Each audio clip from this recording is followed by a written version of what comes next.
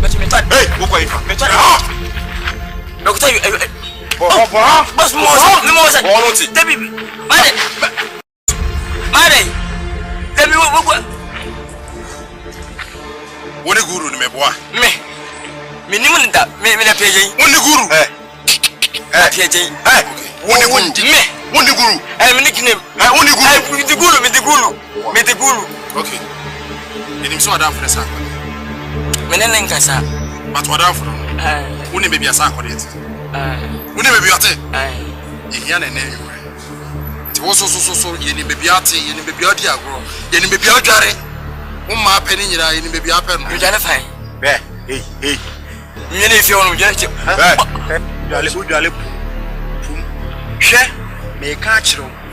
And then you may your sack. Well, send us a sack with a minute. I can't